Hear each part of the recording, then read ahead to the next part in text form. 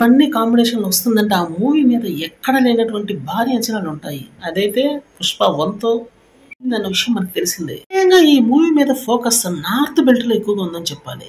మొదట అక్కడికి mixed talk వచ్చినప్పటికీ చివరికి 80 కోట్ల గ్రాస్ కలెక్షన్స్ రాబట్టి సత్తా చాటింది పుష్ప 1 హిందీలో. ఈసారి పుష్ప 2 మీద ఉన్నటువంటి భారీ అంచనాల ప్రకారం నెట్ఫ్లిక్స్ ఈ మూవీని 275 కోట్లకు ఓటీటీలో కొనేసింది. చిన్న డీల్ అయితే కదా, చాలా పెద్ద డీల్.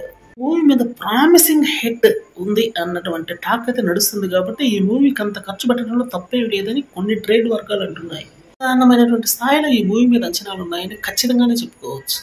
ఇప్పుడు వస్తున్నటువంటి మెయిన్ రూమర్ ఏంటంటే 1000 కోట్లు అవలీలగా ఈ మూవీ రాబడుతుంది టాక్ నడుస్తుంది. అది ఎంతవరకు సఫలీకృతం అవుతుంది అన్నదే కొంచెం డౌట్ఫుల్. నార్త్ లోనే ఈ మూవీ యొక్క ప్రీ రిలీజ్ బిజినెస్ అయితే 100 కోట్లు జరిగే అవకాశం ఉందని ఒక బలమైన టాక్ వినిపిస్తుంది. ఫస్ట్ టాలీవుడ్ లో ఉన్నటువంటి టాక్ కన్నా బాలీవుడ్ లోనే ఈ మూవీకి ఎక్కువ ప్రిఫరెన్స్ అయితే ఇస్తున్నారని చెప్పడంలో డౌట్ లేదు. అంత అద్భుతంగా నచ్చింది.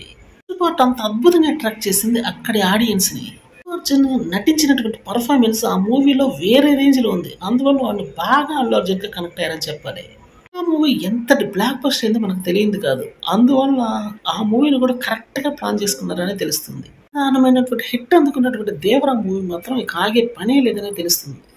కలెక్షన్స్ రాబట్టి రేపటికి మాత్రం 300 కోట్ల వాళ్ళకి దాటిపోతుందని చెప్పాలి. అందులో డౌటే లేదు. మూవీ 700 కోట్లు అయితే వసూలు చేసే అవకాశం చెప్పాలి. ఇంకా చెప్పాలంటే 1000 కోట్ల వరకు వెళ్ళినా కూడా, అంటే లాంగ్ రన్ లో వెళ్ళినా ఆశ్చర్యపోవాల్సిన అవసరం లేదు. పుష్పకి అటు జూనియర్ ఎన్టీఆర్ మూవీ దేవరాకి కంపారిజన్ అయితే చేయలేనట్టు పరిస్థితి. ఏ మూవీ ఆ మూవీ కాబట్టి